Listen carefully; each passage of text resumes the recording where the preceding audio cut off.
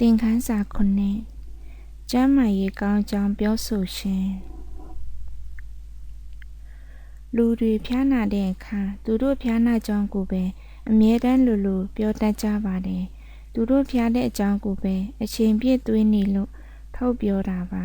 တနည်းအားဖြင့်သူတို့အတွေးတွေကိုထုတ်ပြောနေတာပါနည်းနည်းလေးနေမကောင်းဖြစ်ရင်ထုတ်မပြောပါနဲ့ပိုဆိုးလာပါလိမ့်မယ်ယောဂအကြောင်းတွေးရင်ယောဂကိုစောင့်ကြည့်ရင်ယောဂကိုအာယုံစိုက်ရင်ယောဂပိုးတွေကခန္ဓာကိုယ်ထဲမှာဆက်ပြီးရှင်လန်းနိုင်ပါတယ်ကျမတို့စီစာရေးလာတဲ့အမျိုးသမီးတစ်ယောက်ကတော့သူ့ရဲ့တမတင်မှုတွေကဆိုးလွန်းတာကြောင့်ရာသီဥတုအပြောင်းအလဲဖြစ်တိုင်းလေထဲမှာဖုံမုန့်တွေပါလာတိုင်းရေမွေးနှမ်းရှူမိတိုင်းချောင်းဆိုးရွှဲချက်တွေဖြစ်လာတယ်လို့ဆိုပါတယ်အဲ့ဒီလိုတမတင်မှုတွေဖြစ်လာတိုင်းသူ့မိသားစုနဲ့သူ့တငယ်ချင်းတွေကိုပြောပြလိရှိပါတယ်နောက်တော့အဲ့ဒီလိုထုတ်ပြောနေတာကြောင့်သူတမတင်မှုတွေကပိုဆိုးလာမှန်းသူနားလည်လာပါတယ်ဒါကြောင့်တခြားသူတွေကိုသူ့ကျမ်းမာရေးအခြေအနေအကြောင်းမပြောတော့ပါဘူးမကြခင်သူရဲ့ယောဂလက္ခဏာတွေအကုန်လုံးပျောက်ကင်းသွားခဲ့ပါတယ်နေကောင်းကျမ်းမာတဲ့ကိုယ်ခန္ဓာအတွက်ကျေးဇူးတင်လိုက်ရအောင်အကယ်၍နေသိမ့်မကောင်းသလိုခံစားရရင်တင့်အသွေးတွေစကလုံးတွေကြောင့်ဖြစ်လာရမှန်လက်ခံထားပါပြီးရင်ငါနေကောင်းတယ်ငါသိတ်ကိုကျမ်းမာတယ်ဆိုတဲ့စကားကိုအကြိမ်ကြိမ်ပြောပြီးကောင်းကောင်းခံစားပါနေသိမ့်မကောင်းတဲ့အချိန်တယောက်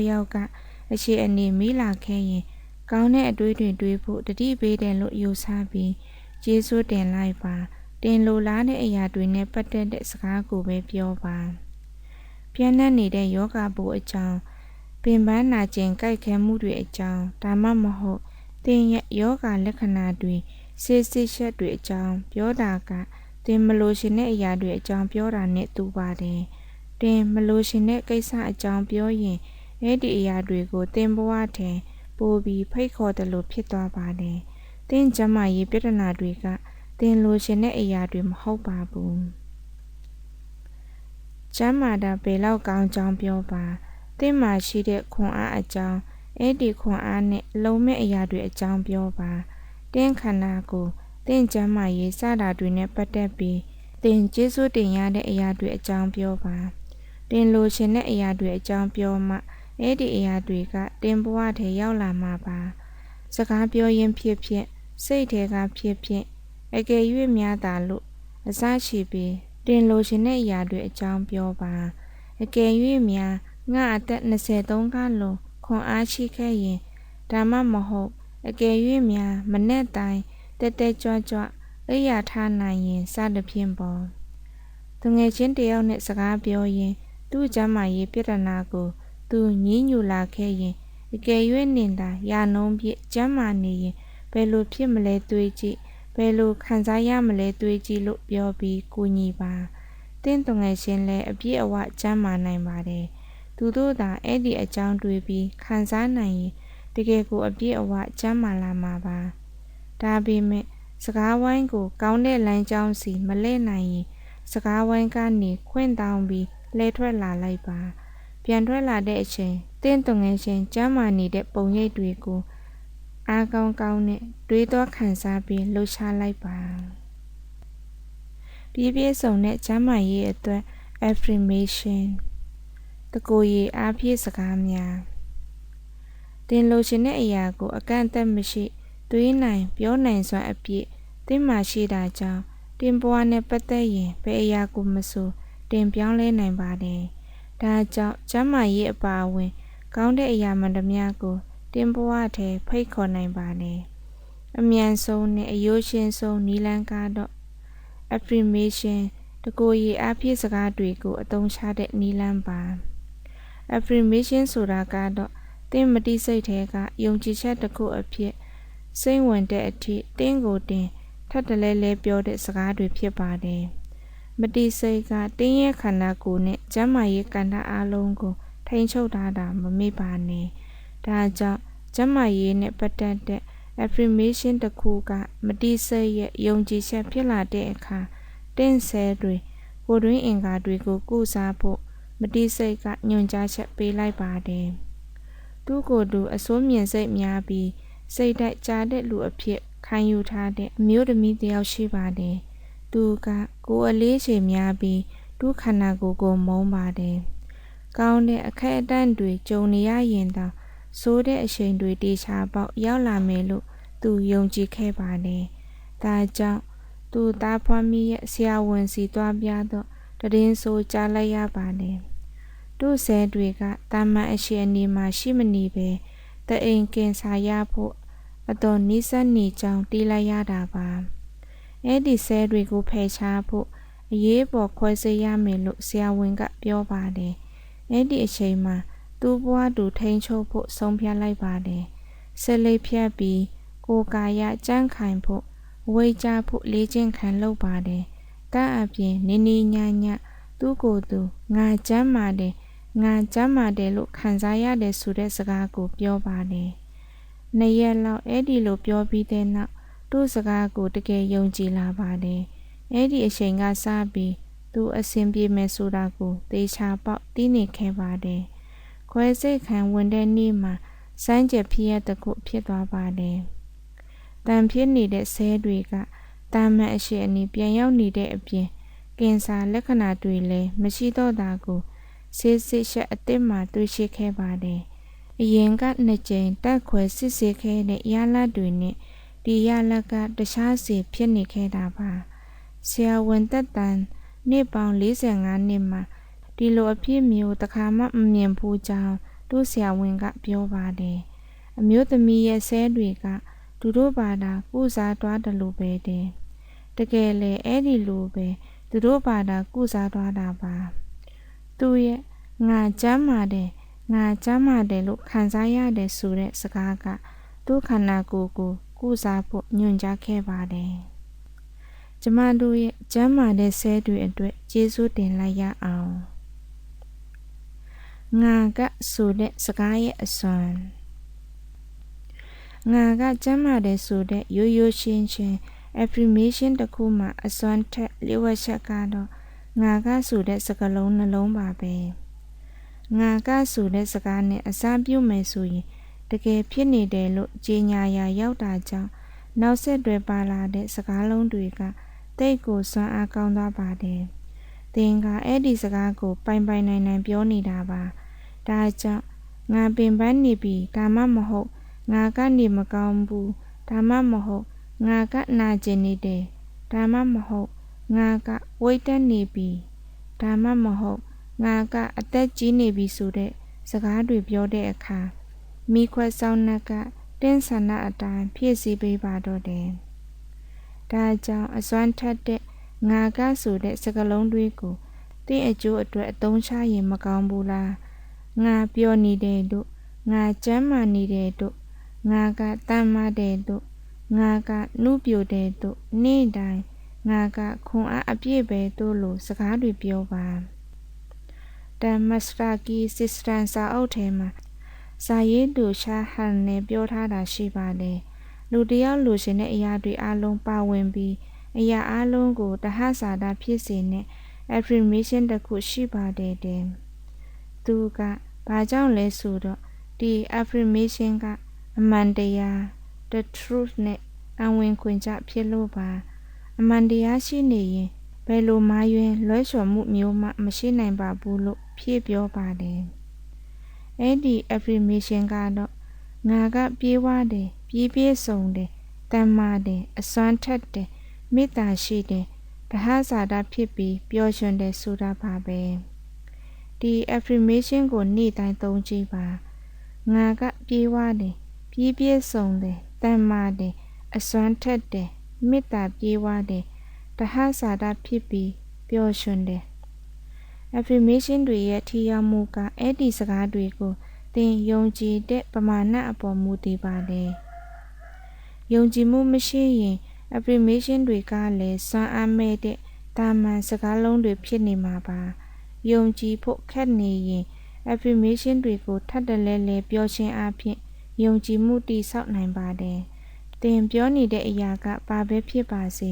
သင်ယုံကြည်လာပြီဆိုရင်အဲ့ဒီအရာကိုသင်ဖန်တီးလို့ပြီးသွားပါပြီ ကျမ်းမာရေးအစစ်မပြေရင်ငါနေကောင်းတယ်ဆိုတဲ့စကားကိုတတိယတိုင်းပြောပါတနေ့ကိုအကြိမ်100လောက်ပြောရှင်လည်းရပါတယ်မကြာခဏပြောပါဒါပေမဲ့စကလုံးတစ်လုံးချင်းစီကိုအလေးအနက်သဘောထားပြီးဖြည်းဖြည်းချင်းပြောပါငါနေကောင်းတယ်ဆိုတဲ့ပုံစံအတိုင်းပြောပါအဲ့ဒီစကလုံးတွေကိုပြောရင်စကလုံးတွေရဲ့အသိပ္ပယ်ကိုခံစားပါသင်ကိုယ်တင်ကျမ်းမာလာပြီဆိုတဲ့ခံစားချက်ကိုအတတ်နိုင်ဆုံးခံစားပါနေ့တိုင်းအဲ့ဒီခံစားချက်နဲ့ပဲရှင်တန်ပါတဖြည်းဖြည်းကျွမ်းကျင်လာပါလိမ့်မယ်သင်ရဲ့တကူရဲ့ကျမ်းမာရေးကပြင်ပအရှင်နေတွေထက်ပိုပြီးအဖိုးတိုင်ကြောင်းခံစားပါဒါဆိုရင်ရုပ်လောကရဲ့အရှင်နေတွေကိုပါပြောင်းလဲနိုင်ပါလိမ့်မယ်ကျောင်းဆရာတယောက်ဟာနှစ်ပေါင်းများစွာသူခံစားခဲ့ရတဲ့စိတ်ကြယောဂါကိုဒီနီလန်းနဲ့ကြော်ဖြတ်ခဲ့ပါတယ်နောက်ဆုံးအကြိမ်စိတ်ကြဝေဒနာခံစားခဲ့ရတုန်းကသူတခါမှမကြုံဘူးတဲ့စိတ်ကြမှုကိုကြုံခဲ့ရတာပါဒါပေမဲ့ဆက်ပြီးဝေဒနာခံစားမိအစားသူ့ကိုယ်သူငါကျမ်းမာနေပြီဆိုတဲ့စကားကိုထပ်တလဲလဲပြောခဲ့ပါတယ်အဲ့ဒီနောက်ငါစိတ်ကူးထုံဆရာဝန်ကောင်းကောင်းနဲ့ပြမယ်ငါကျမ်းမာလာမယ်လို့ဆက်ပြောပါတယ်ဒီလိုရိုးရှင်းတဲ့တကူရီအားဖြည့်စကားနှစ်ခုကထိရောက်ခဲ့ပါတယ်သူနဲ့တင်းတော်တဲ့စိတ်ကူးထုံဆရာဝန်နဲ့တွေးခဲ့ပြီးသူ့စိတ်ကျမ်းမာရေးလည်းပြန်ကောင်းလာခဲ့ပါတယ်မိန်းကလေးတယောက်ကလည်းအဲ့ဒီလိုပဲကြုံခဲ့ရပါတယ်သူ့မှာနာတာရှည်စိတ်ကြယောဂါနဲ့စိတ်ဖိစီးလုံးဝေဒနာရှိပါတယ်ဒါအပြင်စိတ်ကြယောဂါတက်တာဆေးတွေတောက်နေရတာ9 နှစ်လောက်ရှိပါပြီအဲ့ဒီဆေးတွေဖြတ်ဖို့ကြိုးစားတိုင်းဆိုးဆိုးဝါးဝါရင်တုန်လာလိရှိပါတယ်သူ့ရဲ့ကြောက်စိတ်နဲ့စိုးရိမ်စိတ်ကြောင့်ဆေးပြန်တောက်ဖြစ်သွားတာပါဒါကြောင့် affirmation တွေကိုစူးစမ်းကြည့်ဖို့ဆုံးဖြတ်လိုက်ပါတယ် The Secret website မှာသူဖတ်ခဲ့ရတဲ့ဆက်လန်းတစ်ပုဒ်ကိုအတူယူပြီးသူ့ကိုယ်သူငါခန္ဓာကိုယ်နဲ့ငါအုံနောက်ကငါကိုကုစားပေးဖို့လုံလောက်တဲ့ဓာတုပစ္စည်းတွေအာယုံကြောတတ်တွေထုတ်ပေးနိုင်တယ်လို့ပြောပါတယ်အဲ့ဒီနောက်ငါကျမ်းမာလာတာကျေးဇူးတင်တယ်ဆိုတဲ့စကားကိုပါဆက်ပြောပါတယ်အဲ့ဒီစကားနှစ်ခုကိုတစ်နေ့လုံးထပ်တလဲလဲပြောပါတယ်အဲ့ဒီညကသူကောင်းကောင်းအိပ်ပျော်ခဲ့ပြီးနောက်တနေ့မနက်နိုးချိန်မှာဆေးမတောက်ခဲ့ပါဘူးအဲ့ဒီနေ့ကရင်တုံပန်းတုံဖြစ်တာမျိုးတွေအဆိုးမြင်အတွေးတွေတခုမှပေါ်မလာခဲ့ပါဘူးလာနေချီကြပြီးတဲ့နောက်စိတ်ကြယောဂါနဲ့စိတ်ဖိစီးလွန်ဝေဒနာလက္ခဏာတွေအကုန်ပျောက်ကင်းသွားပါတယ်ဇွဲတောက်လာတဲ့ဆေးဖြတ်လိုက်ချိန်မှလည်းဘာမှနောက်ဆက်တွဲမခံစားခဲ့ရပါဘူးအကောင်ဆုံးကတော့နှစ်ပေါင်းများစွာအချိန်အတော်အတွင်းသူပထမဆုံးအချိန်ပျော်နိုင်ခဲ့တာပါပဲအဲ့ဒါတွေအလုံးကလည်းကောင်းတဲ့အတွေ့တွေတကူရီအားပြည့်စကားတွေနဲ့ကျေးဇူးကြောင့်ဖြစ်ပါတယ်ကျမတို့ရဲ့စိတ်ကျမ်းမာရေးအတွက်ကျေးဇူးတင်လိုက်ရအောင်နှစ်ပေါင်းများစွာခံစားလာရတဲ့စိတ်ကြယောဂါကိုညသွင်းခြင်းကုသနိုင်တာကအံ့ဩဖို့ကောင်းပါတယ်စိတ်ကျမ်းမာရေးအပါအဝင်ဘယ်လိုကျမ်းမာရေးအရှိန်ကိုမဆိုဟန်ချက်ညီအောင်ထိန်းဖို့ကြော်ဖြတ်ဖို့အတွက်ခန္ဓာကိုယ်ကရှိသမျှအုံနောက်ဓာတုပစ္စည်းတွေပရိုတင်းတွေပဋိစီဝါတွေကိုယ်ခံအားဆဲတွေကိုထုတ်လုပ်ပေးနိုင်ပါတယ်တောင်လက်စဆေးကိုရက်တာပြောင်းတာလုပ်တဲ့အခါဆရာဝန်နဲ့တိုင်ပင်ဖို့တော့မမေ့ပါနဲ့အားကောင်းတဲ့ပြဋ္ဌာန်းစိတ်1900ပြည့်နှစ်တဝိုက်ကပြင်သစ်စိတ်ပညာရှင်ဆေးဝါးဗေဒပညာရှင်အန်မီခွေဟာပြန်လည်ထူထောင်ရေးမှာအကောင်းမြင်အသွေးတွေကိုစတင်အသုံးချခဲ့တဲ့ရှေ့ဆောင်တစ်ယောက်ပါသူရဲ့အောင်မြင်ခဲ့တဲ့နီလန်းတွေထဲမှာသူ့လူနာတွေကိုနေ့တိုင်းအောက်မှာဖော်ပြထားတဲ့စကားတခွန်းပြောစေတဲ့နီလန်းပါဝင်ပါတယ်နေ့တိုင်းနေရာတိုင်းမှာငါပိုပြီးကောင်းလာပြီဒါကကျမ်းမာရေးအတွက်တင်မဟုတ်ပါဘူးစကလုံးတွေကိုကြည့်ရှင်အားဖြင့်ဒါကိုနေရာတိုင်းမှာအသုံးချနိုင်ပါတယ်ဒီစကားကိုပြောတဲ့အခါအတိတ်ဘယ်ကိုနက်နက်ရှိုင်းရှိုင်းဆင်ခြင်ပြီးဖြည်းဖြည်းပြောပါစကလုံးတွေကိုစွမ်းအားပေးမှသာသူတို့ကစွမ်းအားရှိတာပါ တင်းအနေနဲ့ပြည့်စုံတဲ့ကျမ်းမာရေးကိုစိတ်ကူးပုံဖော်ဖို့လိုပါတယ်။အဲဒီစိတ်ကူးကတင်းယုံကြည်ချက်ဖြစ်လာတဲ့အထိနေ့တိုင်းထပ်တလဲလဲစိတ်ကူးပုံဖော်ပါ။တင်းယုံကြည်ချက်ဖြစ်လာတဲ့အခါစကြဝဠာကြီးကတင်းစန္ဒကိုဖြည့်ဆည်းပေးပါလိမ့်မယ်။တင်းကျမ်းမာရေးကောင်းကျိုးအတွက်လူတွေအရှိအနေတွေအပြည့်အပြတ်တွေကိုစီစဉ်ပေးပါလိမ့်မယ်။အုံနောက်နဲ့ကြောရိုးမကြီးကိုထိခိုက်စေတဲ့မိုင်လင်အလွာပြည့်ယောဂခံစားနေရသူအမျိုးသမီးတယောက်လည်းအခုလိုဖြစ်သွားခဲ့တာပါ။ဒီယောဂကိုကုသနိုင်မဲ့နည်းလမ်းမတွေ့သေးပါဘူး။ယောဂအရှိအနီကအမျိုးမျိုးရှိပေမဲ့ဒီအမျိုးသမီးရဲ့အရှိအနီကတော့ဆိုတဲ့ထဲပါပါတယ်။ဆေးစစ်ရှက်ထွက်ပြီးတစ်နှစ်ခွဲလောက်ကြာချိန်မှာသူ့ကိုယ်တချမ်းအကျော်တင်နေပါပြီ။ဒီအချိန်သူ့ရဲ့အားကောင်းတဲ့ affirmation ကိုအသုံးချခဲ့ပါတယ်။တခြားသူတွေကသူ့ကိုမေးလာရင်ငါကတော့တောင်မြည်ပဲလို့ဖြေပါတယ်။မမေးခဲ့ရင်တော့ငါတောင်မြည်ကျမ်းမာနေတယ်လို့ပြောပါတယ်။သူ့စကားသူယုံကြည်နိုင်ဖို့အတွက်စိတ်ကူးပုံဖော်တာဆုတောင်းတာအပါအဝင်တတ်နိုင်သမျှလုပ်ခဲ့ပါတယ်။နောက်2 လအကြာမှာတော့ယောဂဆော့နီးလီရလို့ရညာဆိုပြီးမိုင်လင်အလွာပြက်ယောဂအကြောင်းဆွေးနွေးပွဲတစ်ခုတက်ပါတယ်။တခြားလာတက်တဲ့သူတွေအားလုံးကဝီရှဲတွေနဲ့လာရတာကြောင့်သူအစပိုင်းတော့နည်းနည်းတုံလို့သွားပါတယ်။ဒါပေမဲ့ပေမဆယ်အစားထိုးကုသရေးနဲ့နီးပညာတိုးတက်မှုတွေအကြောင်းဆွေးနွေးသွားတဲ့ဟောပြောသူတယောက်နဲ့သူတွေ့ခဲ့ပါတယ်။ဖြစ်ချင်တော့အဲ့ဒီအမျိုးသမီးရဲ့ယောဂအဆင့်မှာပေမဆယ်အစားထိုးကုသနည်းနဲ့ဆိုရင်မိုင်လင်အလွာပြည့်ယောဂထပ်မဆိုးအောင်တားနိုင်တယ်ဆိုတာသိလိုက်ရပါတယ်။သဘောကတော့နောက်ထပ်ဘေးထွက်ဆိုးကျိုးတွေခံစားရတော့မှာမဟုတ်ပါဘူး။တနည်းအားဖြင့်ကုသလို့ရသွားမှာပါ။လက်ရှိအချိန်မှာတခုဒီတော့ပြဿနာကသူနေတဲ့နိုင်ငံမှာပေမဆယ်အစားထိုးကုသလို့မရတာပါပဲ။နိုင်ငံခြားကိုသွားကူမှရမှာပါ။ကူဖို့ကဈေးကြီးတဲ့အပြင်နောက်ထပ်2 နှစ်ကနေ3 နှစ်အထိအလဲဆောင်ရမှာဖြစ်ပါတယ်။ဒါပေမဲ့သူကစိတ်ဓာတ်မကျပဲသူ့ရဲ့ကျမ်းမာနေတဲ့ကိုယ်ခန္ဓာကိုဆက်ပြီးစိတ်ကူပုံဖော်ခဲ့ပါတယ်။အကောင်ဆုံးဆေးရုံကအကောင်ဆုံးဆရာဝန်စီကနေဈေးနှုန်းတက်တာနဲ့ပင်မဆယ်အစားထိုးကုသနိုင်တဲ့အတွက်လည်းစကြဝဠာကြီးကိုကျေးဇူးတင်ခဲ့ပါသေးတယ်။လအနည်းငယ်ကြာတော့သူနေတဲ့နိုင်ငံမှာလည်းပေမဆယ်အစားထိုးကုသနိုင်ပြီဖြစ်ကြောင်းနဲ့ဈေးနှုန်းကိုအတော်လေးချော့ပေးထားကြောင်းသတင်းထွက်လာပါတယ်။ပိုကောင်းတာကတော့သူကပထမဆုံးလူနာဖြစ်လာတာပါပဲ။ကုသနည်းကအောင်မြင်ခဲ့ပြီးဘေးထွက်ဆိုးကျိုးတွေလည်းပြောပလောက်အောင်မရှိပါဘူး။ဒါကြောင့်တမရက်တဲ့တပတ်ကြိုပြီးဆေးရုံဆင်းနိုင်ခဲ့ပါတယ်။အဲ့ဒီအချိန်ကစပြီးဒီအမျိုးသမီးဟာပေမဆယ်အစားထိုးကုသနည်းကိုအားပေးသူတယောက်ဖြစ်လာပြီးကမ္ဘာအနှံ့မှာရှိတဲ့လူနာတွေကိုဆွေးနွေးတိုင်ပင်ပေးနေပါတယ်။ဒီအမျိုးသမီးကနောက်ဆုံးပေါ်ကုသနည်းကြောင့်အစမတန်အကျိုးရှိခဲ့တယ်ဆိုတဲ့အချက်ကတော့အတော်ကိုထင်ရှားပါတယ်။ဒါပေမဲ့သူ့အသွေးတွေစကလုံးတွေရဲ့စွမ်းအားကတဆင့်အခုလိုအသက်ကယ်နိုင်မဲ့အခွင့်အရေးကြီးကိုသူ့စိတ်ဆွဲငင်နိုင်ခဲ့တယ်ဆိုတာကိုလည်းငင်းလို့မရပါဘူး။စေသိပ္ပံပညာရဲ့တိုးတက်မှုတွေအတွက်ကျေးဇူးတင်လိုက်ရအောင်။သင်လိုချင်သမျှကိုတင်ဖန်တီးနိုင်စွမ်းရှိပါတယ်။သင်က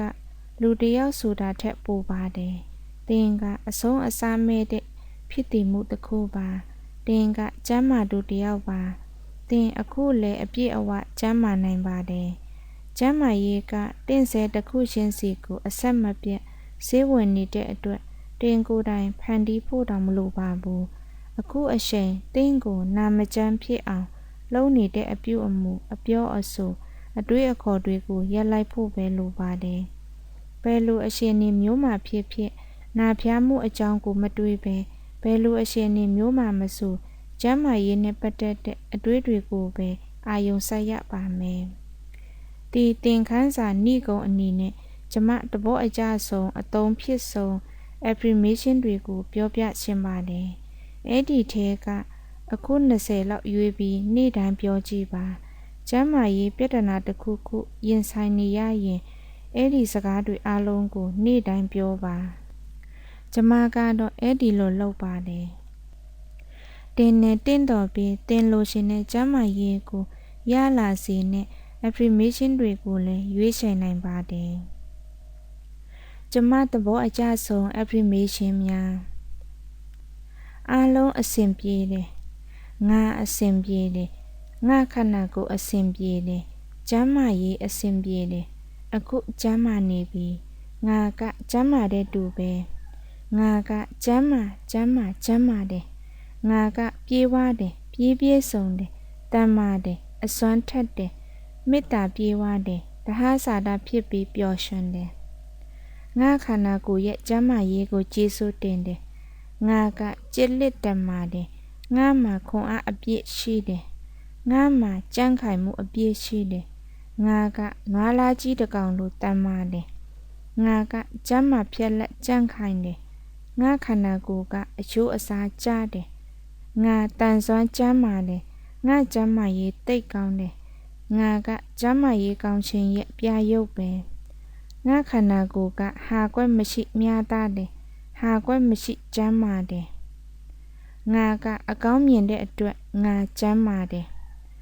ငါခန္ဓာကိုယ်ကယာနှုံးပြည့်ကျမ်းမာတယ်ငါခန္ဓာကိုယ်ကအပြည့်အဝတဟစာတာရှိတယ်ငါခန္ဓာကိုယ်အပြည့်အဝတည်ငြိမ်တယ်ငါရှင်းရှင်းလင်းလင်းမြင်ရတယ်ငါရှင်းရှင်းလင်းလင်းကြားရတယ်ငါအကြအာယုံကပြည့်စုံတယ်ငါဟန်ချက်ကပြည့်စုံတယ်ငါအယိုးတွေတမ်းမာတယ်မနဲ့နိုးလာတိုင်းငါခန္ဓာကိုယ်ကအားအပြည့်ရှိတယ်တနေ့တခြားပိုပြီးကျမ်းမာလာတာကျေးဇူးတင်တယ်ငါကတိတ်ကောင်းတယ်ငါကတိတ်အံ့ဩဖို့ကောင်းတယ်ငါအဆင်ပြေတယ်ငါအဆင်ပြေတယ်ငါအဆင်ပြေတယ်အသက်ရှည်ရှည်ပျော်စရာကောင်းအနာကင်းဘဝကြီးကိုငါရထားတယ်ငါရဲ့စိတ်နဲ့ခန္ဓာကျမ်းမာရေးအတွက်ကျေးဇူးတင်တယ်